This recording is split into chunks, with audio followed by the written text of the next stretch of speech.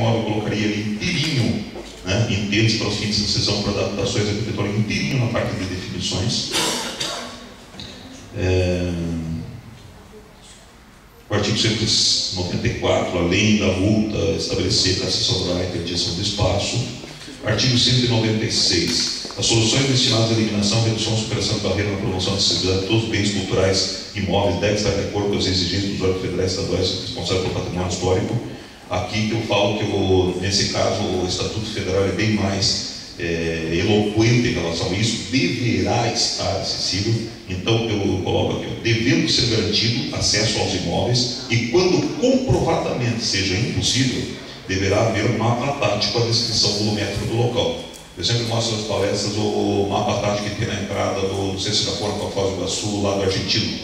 É totalmente acessível e tem uma grande maquete tátil com inscrições em braille que o cego pode ver o que é esta Foz do Iguaçu. Então, o mapa tátil, estivemos agora no final de semana passado lá no Memorial da América Latina. Em todos os acessos do Memorial da América Latina tem uma maquete tátil volumétrica indicando o que é cada elemento. Então, eu acho que isso deveria ser uma regra geral. Tá? Todos os espaços culturais, históricos, tombados ou não, devem garantir a acessibilidade total. Bibliotecas. Né? Claro, não vou exigir que o cara entre de cadeira de rodas dentro da catarata, mas ele pode entender o que é a catarata. Né? Eu fico preocupado quando citei anteriormente, no artigo 198, ele fala no parágrafo primeiro, a competência e o prazo para a elaboração das normas técnicas para a adaptação dos veículos e equipamentos de transporte coletivo privado de forma nacional serão definidos em regulamento. 5296 de 2004 ele já estabeleceu os prazos para as normas técnicas. Isso em 2004. Tá? Então eu acho que essa questão do prazo, acho que não tem que ser definido em regulamento, deve ser cumprido um decreto federal que ainda está válido. Artigo 201. Os ônibus de linha intermunicipal de transporte coletivo do Estado ficam autorizados a parar fora dos pontos obrigatórios de parada para desembarque de passageiro com deficiência, vírgula, porém em locais e circunstâncias que garantam segurança e autonomia ao usuário. Eu já cansei de ver, o Mauro já foi embora? Não. Ei, Mauro, como é que você descia do teu ônibus lá no Francisco de Osso? No meio da rua, praticamente, né? Tá? Então eu acho que o ônibus ele pode sim parar fora do ponto, mas em um local onde ele possa preservar a integridade física do passageiro. Né? Então em local, porém em local, circunstâncias de acessibilidade e autonomia.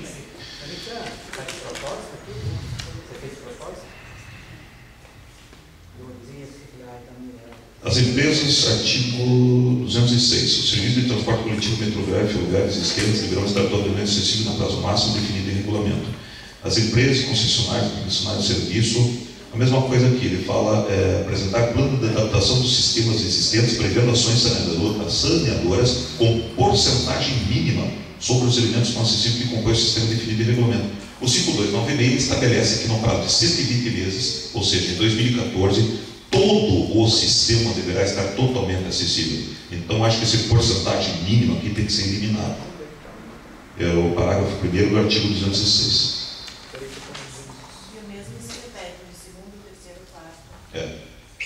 Então essa questão de prazo mínimo, isso aí é redundante, porque o decreto que está válido, não sei que já tenham revogado o 5296, eu acredito que não. Ontem eu li bem essa questão da acessibilidade e esses prazos realmente, né, a gente tem que eliminar todos, porque o decreto já determinou, isso é um retrocesso. Se fosse feito e deu prazo. Exatamente. Então, até porque já venceram. Né? Né? Até porque uma lei estadual não pode. O que a gente pode fazer, Miguel, o que a gente pode ser feito, Miguel, a gente citar, né, os prazos do decreto, do artigo, né? De qualquer maneira. Exato. Já citar os prazos do decreto. Mostrar que, né, mostrar realmente que em algumas situações já venceu e não foi feito nada. Entendeu? Artigo 211. O que a Mirella falou? Ontem, Mauro, tá bravo que só ontem você foi. Só ontem você viu, Mauro? Eu fiquei até 2 horas da manhã lendo o estatuto todo. Eu perdi a palavra de sábado para ler também. Até às 5 horas da manhã lendo o estatuto. Vamos lá, adiante. Artigo 211 fala sobre libras. Tá? Então, novamente, ele define o que é libras. Eu acho que essa definição, para enxugar o corpo do estatuto, deve estar lá no capítulo de definições do que é libras. O que me preocupou foi o parágrafo 2º aqui. Para os propósitos da Lei de Linguagem Brasileira de Sinais, os intérpretes serão preferencialmente ouvintes e os instrutores preferencialmente surdos. Eu não entendi isso. Por quê? Por que o instrutor tem que ser surdo? Um intérprete de Libras capacitado não pode ser um instrutor de Libras? Então, não entendi isso. Ricardo, essa coisa, até eu quero aproveitar o gancho. Eu acho que esse seminário deveria ter intérprete de Libras. É uma falha muito grave. E eu gostaria que nas próximas audiências públicas existisse intérprete e no portal tudo que foi falado, a nova versão, seja lida em voz audível e lenta, escrita e com intérprete Libras, porque a Libras é uma linguagem própria e quem não foi oralizado tem dificuldade em entender o que está escrito. Então, para Ponta Grossa, não sei quais são as cidades previstas, vocês colocassem em portal esse estatuto nas diversas formas de interpretação e com um bom padrão de qualidade. Tá?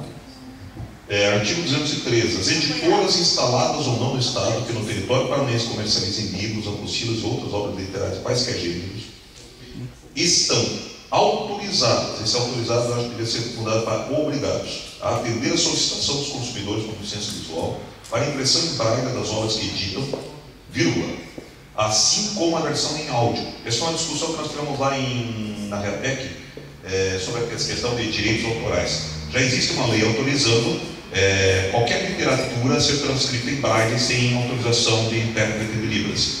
Eu recebo muita mensagem do computador que é apenas musiquinha e coisas escritas, né? Eu tenho o costume de regravar essa mensagem e mandar para os meus amigos cegos. Aí um dia desse alguém me chamou a atenção: Ricardo, você sabia que você para fazer isso aí você precisa de autorização do autor do texto? Eu acho que nós devemos derrubar esse paradigma de autorização para uma coisa que é para a inclusão total. E ali no final, acho que daria para pôr também braille, áudio e formato digital. Ah, sim, porque muitas vezes as pessoas mandam um convite em JPG e daí a pessoa com o sistema de JAWS não consegue ler JPG. Então, acrescentar a braille, áudio e formato digital. Word, por exemplo, né? Você manda em Word e você consegue ler JAWS. Agora o JPG é uma imagem.